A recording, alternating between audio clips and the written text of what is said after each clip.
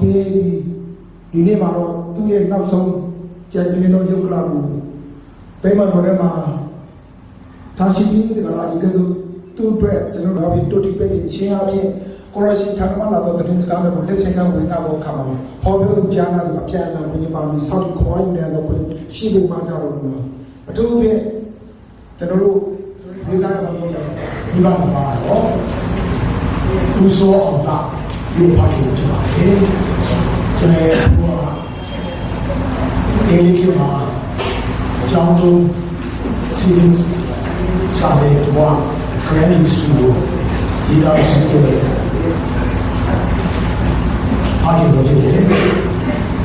။ဘွားတော့တော်ပြီးတော့ဖြစ်ပါတယ်။ဘွားတို့ဒီ body ဘာသာဖြစ်ပါတယ်။တို့ကလည်းသူရဲ့ဒီလို body အားတော့ဆင်းလာပြီးတော့တို့ကျွန်တော် history ကိုခေါ်တယ်။တို့ကျွန်တော်ရှိတဲ့ကမှာရှိတဲ့ history အားဆိုရင်ဒါတို့ဒီကိုရစာရထူထောင်ခဲ့တဲ့နေရာဖြစ်ပါတယ်။အဲဒီ history မှာဆိုရင်ကျွန်တော်ရဲ့အင်္ဂလိပ်ရရှိပြရပါတယ်။အဖွားတော့တရားဝင်ဖြစ်ပါတယ်။တာဝန်ကြီးဒီလိုဖြစ်ပါတယ်။အဖိုးနဲ့ဖွားခရစ်ယာန်ဆိုရင်ဘာသာတော့နော်ခရစ်ယာန်ဘာသာကိုညာချစ်လို့ရတယ်ပဲ။တင်းတော့အချင်းချင်းတူပါ။ဘိုးကတော့အင်္ဂလိပ်ဘာသာကိုဖြစ်တယ်။အခုကျွန်တော်စိတ်ပေါ်ဒီကြားရောက်ပါတယ်ဒါဘိုးနဲ့မောင်နှမတွေတော့ပါမီးတွေကကြီးပါလာခဲ့တာဖြစ်တယ်။အဖွားကြတော့ကျွန်တော်တို့ ARD တာဝန်ကြီးဘာဘက်တစ်လည်းဒီအဖြစ်ပါတယ်။သူရဲ့အဖေကတော့ကြီးတယ်။အဲကျွန်တော်တို့ပြရတော့အဲ့တော့ဘုန်းနဲ့ဘွားတဲ့ဦးစောအောင်လာနဲ့တော်ဒီလိုတို့မှာတာမီအားလုံးရှိအောင်ထောက်လာခဲ့ပါတယ်။တာကြီးဆုံးနေရာGeorge and James ကတော့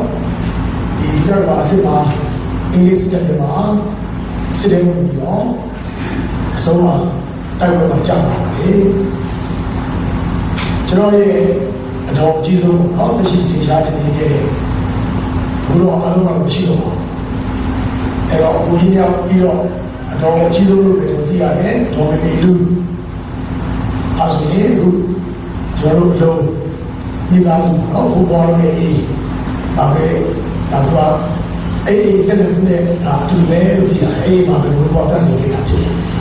အဖေလည်းအလုံးအိမ်မှာပဲဒီပေါ်သက်စေခဲ့တာဖြစ်ပါတယ်ဒီတော့အော်မတိကျပြောမယ်ဆိုရင် George James Dominic ပြီးတော့ Andy Say ဘုရားရဲ့ကိုယ်ဝဲရဲ့တော့မောင်ဝဲရဲ့ဒီအဖေနဲ့တဲ့ကျွန်တော်ဖေတော်တော်စင်လာဖြစ်ပါတယ်ပြီးတော့ဒီဒီမှာ editors လည်း guys နဲ့ဆိုပါပြီးတယ်ဒီနောက်မှာဘုရားရဲ့ဒီမှာဝင်ဝင်ရှိပါတယ်အဲဒါ John နဲ့ James အဲဒါ Sammy နောက်ကျွန်တော်တို့ဦးလေးတော်ကြီးအေးပါမယ်အားလုံးဒီမှာရင်းချရှိရပြရပါတယ်အဖေကငယ်ငယ်ကလေးကအင်မတန်မှပညာရေးဦးစားပေးတဲ့သူဖြစ်ပါတယ်။အင်္ဂလိပ်စစ်ပွဲချိန်ကာလမှာသူတို့မိသားစုကအိမ်ကိုဆွပြီးတော့တောင်ကိုကြီးလာ။အဲဒီမှာတစ်စစ်ရွှေချောင်းတွေမှာဘယ်တော့ပို့ကူပါ။နောက်ဂျပန်နေဝင်လာထွက်တာအင်္ဂလိပ်တွေဝင်လာထွက်တာပြောတာကြားဘူးတော့။အဲ့တော့အဖေကပြောရမယ်ဆိုရင်ကျွန်တော်ညီမများအားလုံးတွေတကယ်စကားလုံးတာကောင်းရောက်တဲ့သူသက်ရှင်ခဲ့ပါတယ်သူကဆိုရင်ရွှေချောင်းပေးမှာသူ၎င်းမနေခဲ့ပါသူကဆိုရင်တောင်းရခုတ်ရှင်အဖေကဘာလို့မှမဖြစ်ဘူးတော့ကျွန်တော်တို့နေရအဲ့တော့တောင်းရခုတ်တဲ့အခါမှာရွှေချောင်းရဲ့အချိန်ကပြပြတာများတဲ့ကြောင့်ပြပြဦးနောက်တယ်ပြီးတော့သူကဆိုရင်မိပါအဲ့ဒီသူ့ရသူ့မှာလို့ဆိုတော့သူဟာလာလာကိုခေါ်တယ်ပါဆိုတော့နေဒီနေ့ကစားလို့ဘယ်လိုလုပ်ရအောင်ဒီကြောင်းနဲ့တည်းရမယ်သို့တော်ရတဲ့အကြောင်းကမဖွင့်အကြောင်းမဖွင့်အကြောင်းဖွင့်ပြကြအဲ့တော့ခေအာရီယန်အမေရိကန်မိခင်က Baptist ဖွင့်တဲ့အကြောင်းကလည်း Adventist ကြောင်းအုံတော်ကြောင်း အဲ့တော့အဲ့ဒီကြောင့်သူကပညာရေးကိုအားလုံးစားပြီးတဲ့ဖခင်ဖြစ်တဲ့ကြောင့်ဒီရှင်ကြောင့်တွေရှိရည်ချင်းချောင်းအဲ့ဒီကြောင့်ပြောအဲ့တော့ကျွန်တော်မရဆန်ဒီမဲခါလို့ပါတယ်လို့ကြားတယ်နော်ဒီနေ့ကြားရတာဟောကြားသွားတဲ့လေပိုင်းတိုင်းဥစ္စာကြီးရဲ့အတော်လေးဦးလေးသူတို့တွေရှိရည်လျှောက်တဲ့နောက်မှာကျွန်တော်ဒီဟာအဲ့တော့ကျွန်တော်ရဲ့အဖို့ဦးချင်းပေါ်မှာအမေရဲ့ဖခင်ဦးချင်းပေါ်အကြောင်းအဲ့ဒီမှာသူက high school တက်ခဲ့ပါလေအဲ့မှာကျွန်တော်အမေနဲ့စာပြေးတယ်သူတို့ရပြောရမယ်ဆိုရင်စေကျော်တဲ့ရွယ်ကချစ်ကြကြတာဖြစ်တယ်ဒီနေ့အမေကတို့ကကြားတယ်နော်အဲ့ဒီ high school တက်တဲ့အချိန်မှာပဲသူကဆိုရင်ကျွန်တော်ရဲ့အသင်းတော်နဲ့ပတ်သက်ပြီးတော့ခြေရည်ချက်ကိုသိရှိထားတယ်ပြီးတော့တူတူနဲ့ပြောရရင်သူက Adventist ဟာဒီဟာ Anglican ဒီဟာ Baptist မောင်နှမတွေက Anglican တို့ရဲ့ Baptist တို့ရှိတဲ့အချိန်မှာသူကတော့ Adventist ဖြစ်တယ်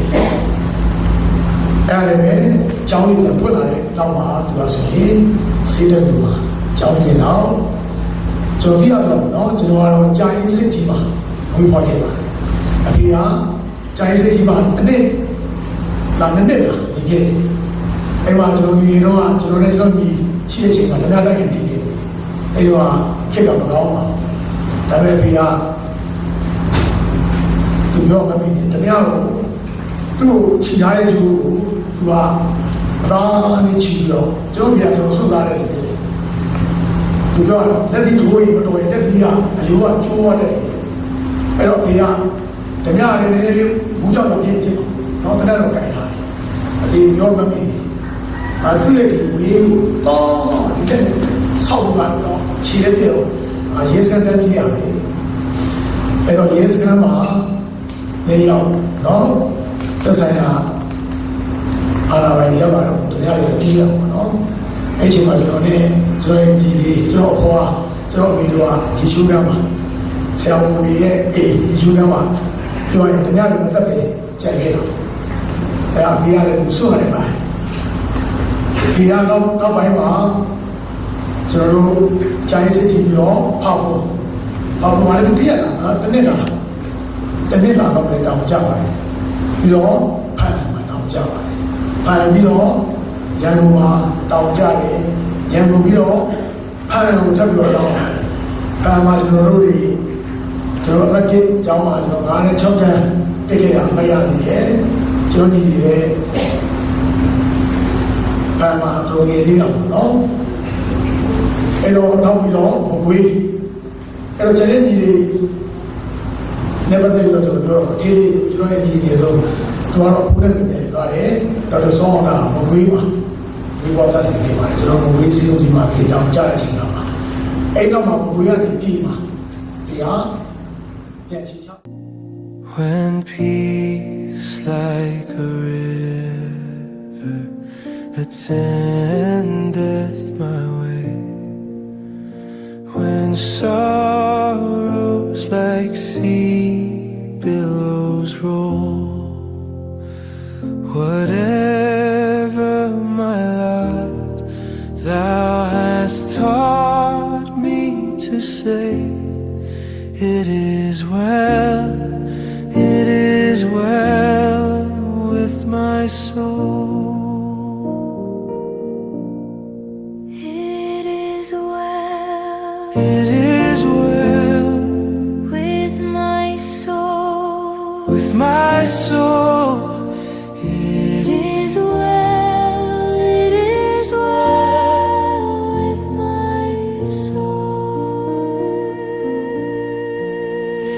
Though Satan should buffet, though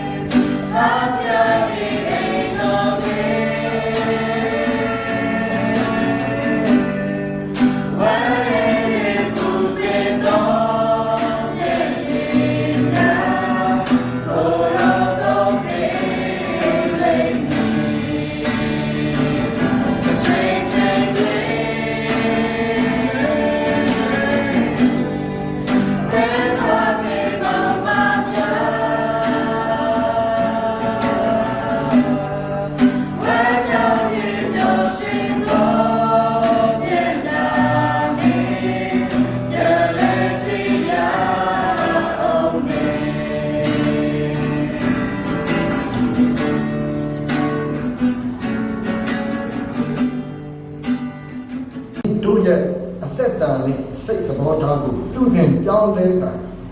fashion တော်ဝိညာဉ်တော်တို့ကိုစွမ်းလောင်းချပေးတဲ့ဝိညာဉ်တော်တို့အားဖြင့်အောင်မြင်သောအသက်တာအဖြစ်ဆက်ရှင်နိုင်ဖို့မဆာပါဘုရားရှင်သားကြီးရဲ့နောက်နိုင်တိုင်းခဲ့သောသာငါတို့လည်းဘုရားရှင်ကျေးဇူးတော်ကောင်းကြီးခံရကြပါလိမ့်ဒီကောင်းကြီးမင်္ဂလာကြီးဘုရားရှင်ထာမလာပါလိမ့်၎င်းပင်မိဘဘိုးဘွားများတို့ထာမလည်းလာတော့ကောင်းကြီးများဖြစ်သည့်အတွက်ဒီကောင်းကြီးမင်္ဂလာကိုအနေနဲ့စဉ်းစားရရင်ဝဲပိုက်ရဲ့ဘုရားရှင်တဲ့၌သစ္စာရှိကြတော့ဒါလိုဒီအိမ်တော်စုတာဖြစ်ဖို့မဆာဘူးပါဒါကြီးဖြစ်တော့ဘာစအလ်ဗင်ပူပူလာမိသားစုကိုဘုရားရှင်ဒီနမပြည်အသေးတော်အတွက်ခုလုံးကိုအုပ်စိုးတဲ့ပို့ဆောင်တဲ့ရှိနေပါသည်သူ့ကိုလည်းဘုရားရှင်ကောင်းကြီးပေးခဲ့ပါသည်ဆက်လက်ကလေးကောင်းကြီးပေးတော်ပါဘုရားရှင်အမှုတော်များပင်အောင်မြင်စွာအသေးတော်ကိုဥဆောင်နိုင်ဖို့လောကကံပဲများတဲ့စိတ်လုံးကိုညီညီညွတ်ညွတ်ဖြင့်ဘုရားရှင်အတွက်ကောင်းသောဆက်ကလှုပ်ဆောင်တဲ့အောင်မြင်ခြင်းရှိဖို့မဆဒုံပါတတ်ရတာတော့တော့ကောင်းရင်ဒီလာဒီလည်းပဲဘုရားရှင်ကြီးတို့တော့ဓမ္မတက်လို့ပဲဥဆောင်ရရှိပါ၏သူကဥဆောင်မှုကိုလည်းကိုသူကောင်းကြီးပေးတော်မူပါအထက်မှဝိညာဉ်တော်အဖြစ်ပို့ဆောင်တော်ပါဒီသာအားလုံးဘုရားရှင်ပဲလိုက်တဲ့ဆွေးနွေးဝမ်းမြောက်တော့ဒီများဖြစ်ဖို့မဆာတော်ပါဒုတိယသားနေစရုပ်သားလည်းစင်ကာပူမြို့တွင်စင်ကာပူနိုင်ငံတွင်နေထိုင်လုပ်ကိုင်ကြပါ၏သူတို့ဒီလည်းပဲအင်ဂျင်နီယာလုပ်ငန်းဘွဲ့များကိုစုခုရက်သူတို့ရဲ့လုပ်ငန်းနဲ့ပရိုဂျက်ကောင်းကြီးပေးခြင်းကြောင့်ပရိုဂျက်အမှုတော်များကိုတိုက်ရိုက်ဆောင်ရွက်ခြင်းရှိသည့်တိုင်အောင်တစ်ဖက်တလားအားဖြင့်ဝေရေးပြည်ရေးတော်ကောင်းဆုတောင်းပေးခြင်းမေတ္တာပို့ခြင်းအားဖြင့်တော်ကောင်းဆောင်ရွက်တဲ့ရှိခြင်းကိုသူတို့ကိုလည်းအထူးကောင်းကြီးပေးတော်ပါသာတွေတော်သောအောင်လာနေတဲ့တွေ့ရှိ၍ကောင်းကြီးပေးတော်ပါသူဒီလည်းပဲမြန်မာပြည်၌နေထိုင်တဲ့သူတို့ကကျမ်းမာရေးဌာနပဲ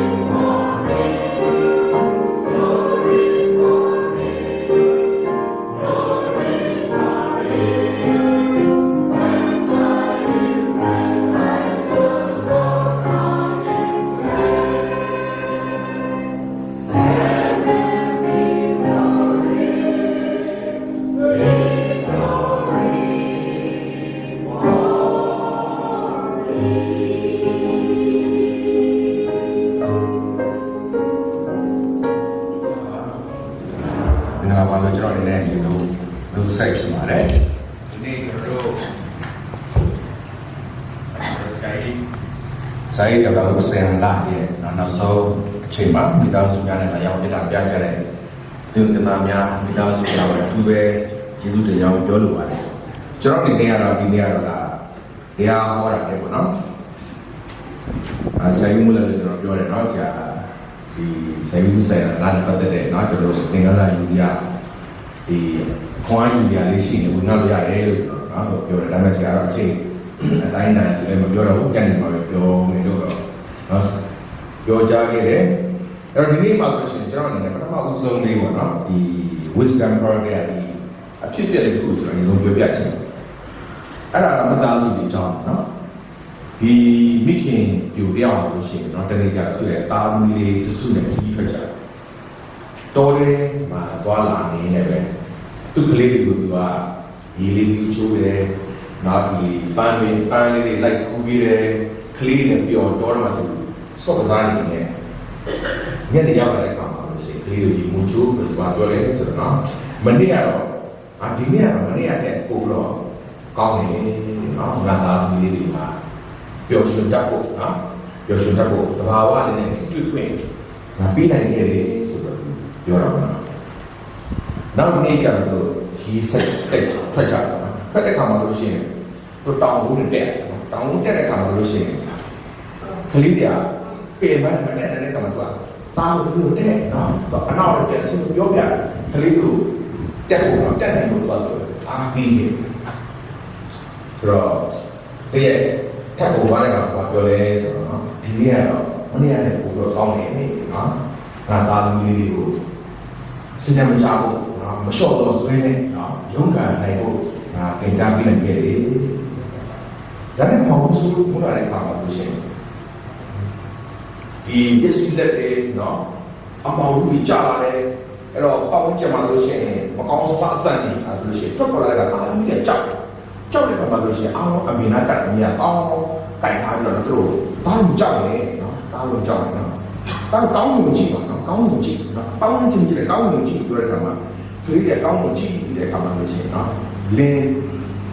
လူတွေထုံးနေတဲ့နော်အလင်းအောင်တွေကွာစိတ်ကတည်ငြိမ်ခြင်းကိုကြရရရှိတယ်ဘာလို့လဲဆိုတော့အမေကဒီနေ့ကမနေ့ကတည်းကကိုကောင်းတယ်အဲ့ဒါတာမီးတွေနော်အထက်ကြီးကြမှာနော်ဖရာရေမြတ်တာ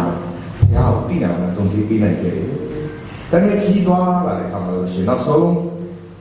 တာမီးရကြီးလာတဲ့ခါဒီခါကျတော့အမေကမယုံကြတယ်နော်ဒီကမှာတာမီးလေးကအမေကိုတွဲချီပြီးတော့နောက်ဆုံးအမေသွားမဲ့ခေဝါဒီလိုက်ပို့ကြတယ်နော်အမေကလူကြီးအဲ့ခေဝါလည်းပဲတော့ပြောက်သွားတယ်တာမီးရပါပြောလဲဆိုတော့အမေရဲ့စကားနော်အမေတင်ပေးခဲ့တဲ့အရာအမေနဲ့ရှိခဲ့တဲ့အရာကျွန်တော်ဘယ်တော့မှမမေ့ဘူးဆိုတော့နော်တာမီးလေးကစိတ်ကမှနော်တနေ့ကပြကြတယ်နော်ဒါတော့စိတ်ကူးရင်ပုံပြီးလို့နော်စိတ်ကူးပုံပြီးတစ်ခုသို့တော်လည်းကျွန်တော်အနေနဲ့ဒီနေ့မှာအထူးသဖြင့်မြန်မာစကားရှိတယ်ပေါ့နော်ဒီမသားတစ်ခေါက်ကြောင်း10ခေါက်ဆိုတော့နော်ဒီနေ့ကျွန်တော်အမှန်တကယ်နော်ဒီဆရာကြီးတို့မိသားစုဟာလို့ရှိရင်နော်ကျွန်တော်စိတ်ကမှအမှန်တကယ်ကျွန်တော်စိတ်ကမှအားစပြမိသားစုမှာစုပါတယ်နော်စပြမိသားစုမှာစုပါဒီနေ့နော်ကျွန်တော်တို့ကျမ်းစာကိုဖော်ပြတယ်ဆိုတော့ငါ့ကိုရွေးတော်သခင်အသက်ရှင်ရဲ့နောင်ကာလ၌ညီမှုပုံမှာပေါ်လာတော့ဒီလိုလည်းကောင်းငါအီကုန်ပြီးမှဤကိုယ်ကိုပဲဖြစ်စီတော်တဲ့ငါသည်ကိုခန္ဓာနဲ့ဘုရားခင်ကိုမြင်ရမယ်ကိုလည်းကောင်းတာတည်ငါကနေပြီးတော့ဘုရားကိုငါမြင်သူတော်ဘာမြင်ဒီတာမကငါကိုယ်တိုင်မျက်စိနဲ့ဖူးမြင်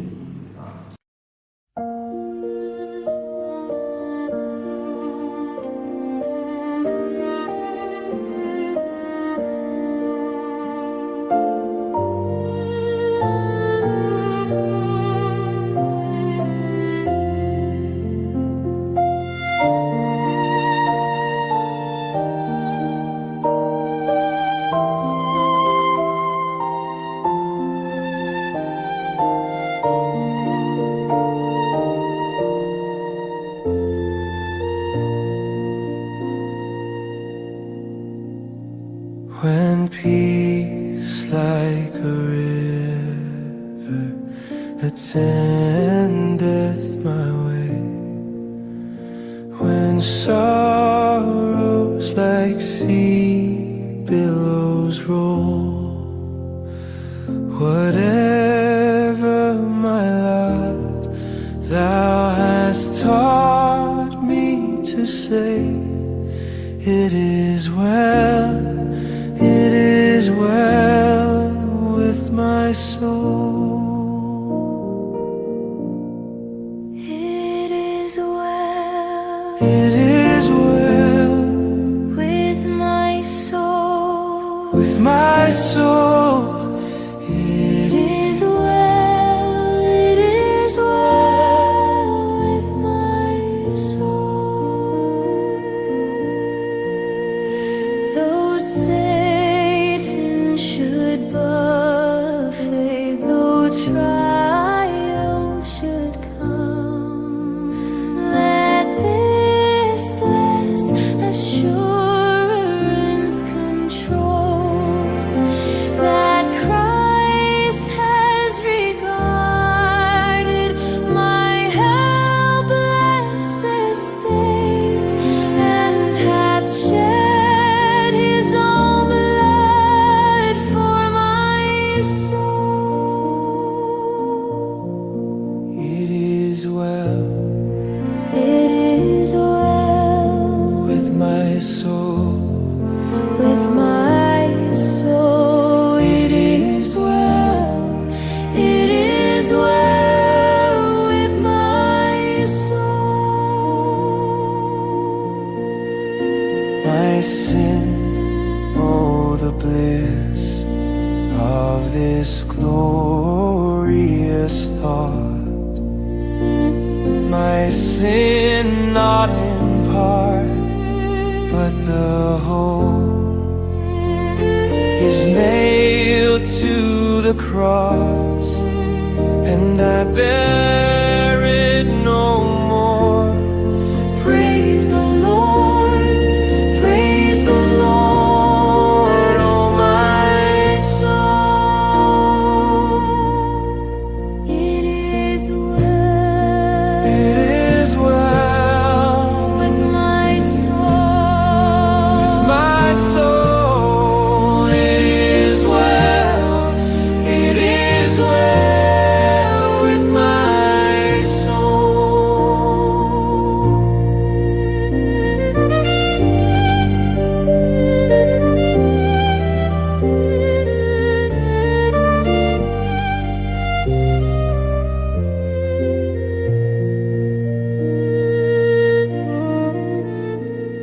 And Lord, haste the day when my faith shall be sight.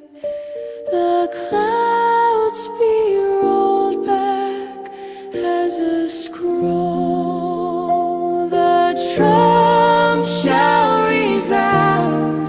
and the Lord shall descend. Even so, it is well with my soul. It is well It is well with my soul.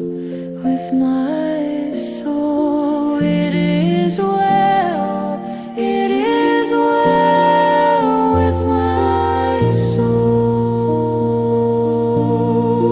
It is well. It is well With my soul. with my soul. It is well.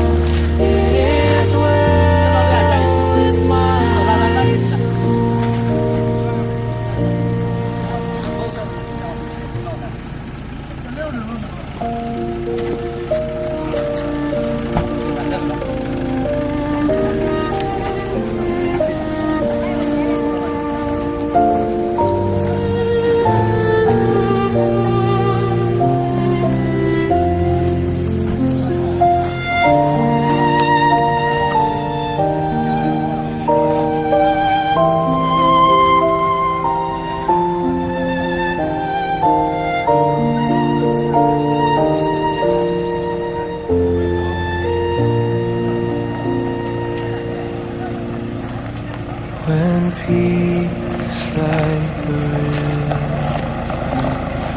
sin different.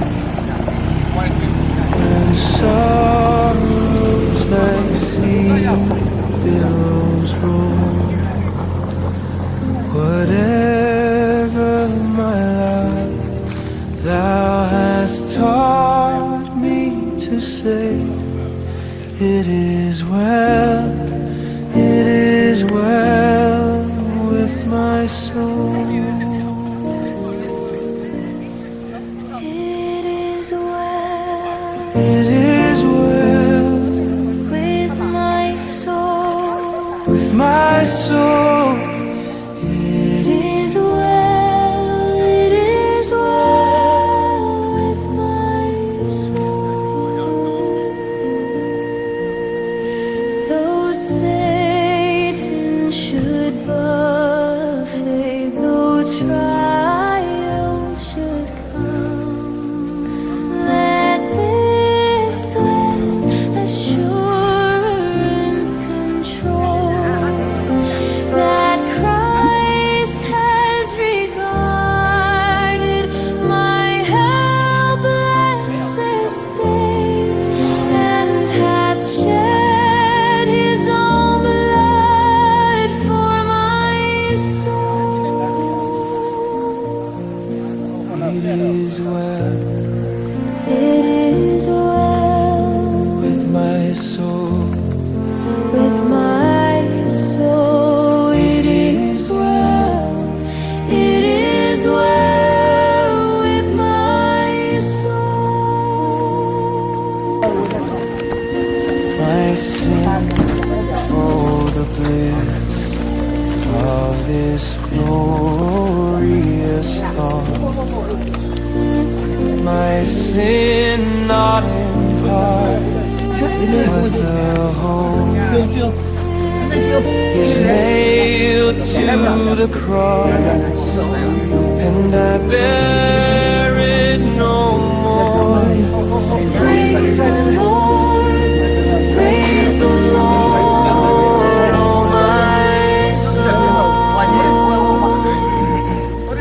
It is well It is well with my soul. with my soul. It is well. It is well with my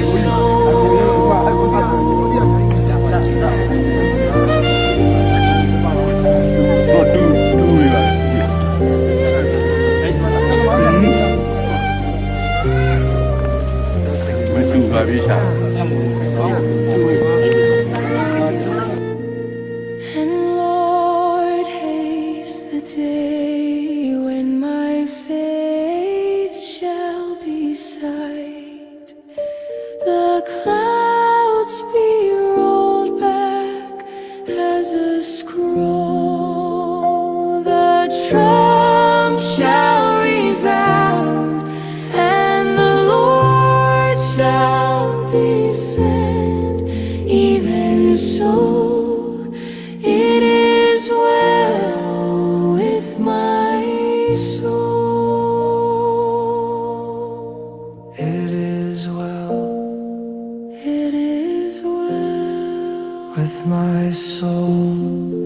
with my soul. It is well. It is well with my soul. အဲ့လိုလုပ်မယ်ဆိုတော့ဒါတော့ပြောမယ်သူအားရှိသေးတယ်ခံနိုင်ရှိသေးတယ်သူအဲ့လိုပဲတွေ့တာဒါပေမဲ့ကိုယ့်ရဲ့ညမှာကျွန်မပေါ်ရတဲ့ခါမှာအဲ့မဲ့မှာဆက်နော်အဲ့ဆိုတော့ဘယ်ဆိုတော့ဒီလိုအဘာကအဲ့တော့မှဆိုချင်ဆိုတော့မအေးမအေးအောင်တော့အဲ့ဆိုတော့ဒီနေ့ကလေးနဲ့ဇာတ်ပြီးဆိုတော့ကျွန်မလာတဲ့ကြည့်ရဲ့ဦးနိုင်နောက်ပိုင်းမှာဘယ်လိုလဲဆက်ပြီးတော့အဲ့မှာလည်းစောင့်ကြည့်နေပြီနော်ကျော်လည်းပြီးတာကျွန်တော်လည်းခုနဆယ်နိုင်နောက်ပိုင်းမှာကျွန်တော်တက်ပါဖြစ်တယ်အဲ့ဒါနဲ့ဒီစားတယ်အဲ့ဒီညမှာလည်းကျွန်တော်ကြောက်ပါဘူးဘယ်ပြန်လာမှာကျွန်တော်မြင်တော့မြင်ချင်ပါပစိုးဟဲ့လေပါလန်ကြည့်ရဲ့သူပစိုးတက်ကလေးနဲ့လို့ဆိုတော့နောက်လည်းဘုံနိုင်လေးဆိုအားရှိတယ်တော့ဘုစိတ်တော့ဘုစိတ်ပါအဲ့ဒါနဲ့ကျွန်တော် ဘောနော်ဘုနိုင်တော့အဲ့လိုဆိုတော့တော်တော်အဲ့ဘာလို့နောက်ဆုံးတော့ဒီသူရဲ့သာသနာ့ဆိုတော့ဝေယဝိစာမဆိုင်ရဘူးဒီချိုးပြတယ်ဆိုတော့ကောင်းကောင်းဒီချိုးပေးခဲ့တဲ့တော့ကျွန်မကြည့်ရတယ်။ဘာလို့ဆိုတော့အရင်ကြောက်တယ်တော့ဒီမပြီးဆိုရတော့ဒါနဲ့အဲ့ဒီဟိုစားအစိုးရ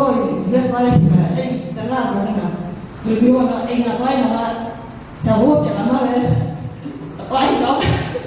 ဒါပေမဲ့တော့ဆက်ကတော့ကြည့်ရတော့ဒါပေမဲ့တက်လာလို့ရှိကနောက်ဆုံးချိန်ဒီသူ့ရဲ့ရေချိုးပြီးခဲ့တယ်အဲ့ဒီချိုးတဲ့တော့ကျွန်မတို့လည်းအခုကျွန်မတို့ကျွန်တော်တို့ကောင်းတော့ရေချိုးပေးလိုက်တဲ့ကျွန်မစိတ်ကျင်ရတော့ကျွန်မလည်းဆက်တော့ဆရာလမ်းပဲလေဆရာဦးရတယ်နဲ့ဆရာဦးတယ်နဲ့ကြိုင်ထားရတော့အဲ့ဒါဆရာပဲဆောင်းတော့လေဆရာကလည်းလက်ချိုးတော့နော်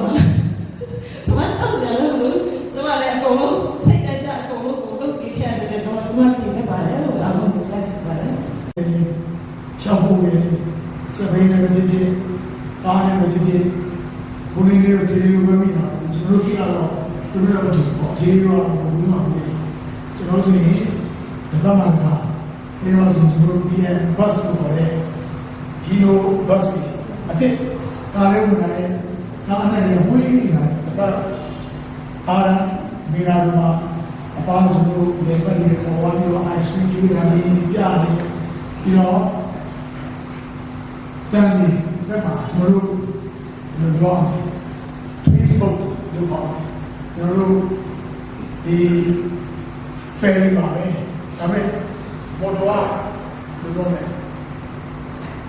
မစီးကတ်လာတယ်လေအဲ့ဒီတော့အရာရှိပြီးတော့ဖြစ်ကြတယ်အဲ့ဒါစီရောပေါ်မှုကျွေးတာလေအပြည့်ကျွန်တော်တို့မနက်ကျကြီးကအားမဖြစ်ချင်ပြီးတော့သူစားမယ်အောင်စားမယ်နဲ့သားသမီးကြီးသူတမစားရင်သူကြည့်တယ်မျိုးပဲမပြီးတော့စပြီးမှတော့အသားလေးကျွန်တော်မြင်ရတယ်သူ့ကြိုက်တယ်ပြီးသူ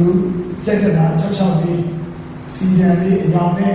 ဒါနဲ့အပြည့်စားရင်လို့ပြီးတော့ကျွန်တော်တွေကဝီယူတယ်ပုံရင်းနေတယ်ဒီ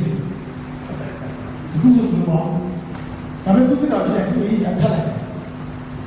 ကျွန်တော်လူလိုဘဝမှာဆိုရင်လူလိုဘောက်ပြီးဆိုတော့ဝှချင်တာပေါ့အဲ့ဒီဒီကတော့ကျွန်တော်လည်းကျွန်တော်တော့ဆိုရင်သူအေးကြီးသူဆိုတယ်ဒီအရာသူကအေးကြီးတော့ခောက်လာချာထောက်ယူလာတာလေအေးကြီးဆိုရင်ပြီးလို့ရှိတယ်တော့ကျွန်တော်ကဒါကြောင့်ပါတယ်အဲ့တော့ဒီမဲ့အေးကြီးဆိုပြီးပိုနေလို့ဒီလိုအဲ့ဒီရရမှာနောက်တစ်ခုကတော့အမျိုးရောပြည်ကျွန်တော်နေနေတယ်ဒီကျန်တာဒီနာမှုဆောင်နောက်မှပုံနေပါနော်သူလည်းကျွန်တော်တို့ဆုံးမလို့ဆိုရင်လောကမဆောင်ဘူးဒီလိုပြောလိုက်ရင်ကြားလို့ပဲဒီနားတော့ပြောစရာမဖြစ်အောင်ကျွန်တော်တို့ချန်တယ်ကျွန်တော်ရဲ့ဘေးရှိတာရိုးရိုးပါကျွန်တော်ဒီတော့လည်းပြရမယ်တော့ဒီတော့လည်းတိုးတက်ရမယ်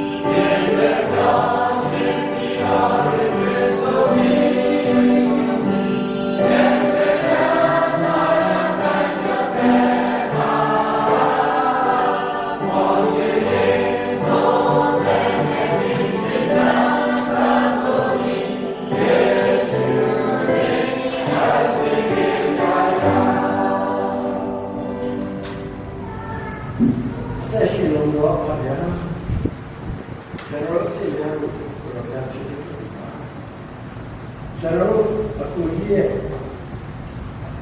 ဘာဝနာခန္ဓာကြားဒီမှာဆိုင်ပြီးကျွန်တော်တို့တရားတွေထွက်လာတာစီစီဒီညာနဲ့ရတာပြီးသူရဲ့အတွက်ကျွန်တော်တို့ဆောင်ရွက်တဲ့လို့ဆောင်တော့ညာဒီကိုကိုဆောင်တဲ့တော့ဘာသာကိုရှိတယ်ဒီနေ့လည်းပဲလည်းပါမီချို့ကြောင့်တော့တော့ဘာကြောင့်လဲဘယ်လိုလဲစာပေဆောင်မလို့ကျွန်တော်တို့ဒီပြီးတော့လည်းစာပေရဲ့ကံမှာလည်းဒီပါကြီးနဲ့ပေါ်များလည်းညံလို့ကံမှန်းကြည့်ပါကိုဆောင်တယ်ဒီလိုလို့ပြောတယ်ကျန်ရရှိတယ်မှာသာကျွန်တော်တို့ပဲလည်းမနေ့ကနဲ့ကျွန်တော်ပြန်မတော့ခါလေးကိုရေးတာပဲဆောင်းအောင်ပြီးတော့ဒီနေရာလေးရှိတော့ဥပဒေမှာဆက်ပြီးလုပ်ပေါ်ဆောင်တဲ့အစည်းအဝေးကြီးများအားလုံးလည်းပဲပြောရဆောင်မမမတဲ့ရှိတော့ညလည်းပဲကျမ်းစာချင်းပြီးတော့လည်းပြန်လို့ပြီးလို့ဒီညလေးရှိတော့ကလည်းပေါင်းနေတယ်လို့ကြားရတယ်ကတော့ဆောင်းအောင်ပြီးတော့ဝင်ကြယေရှုခရစ်မဟာနာမကိုဒီစကားပြော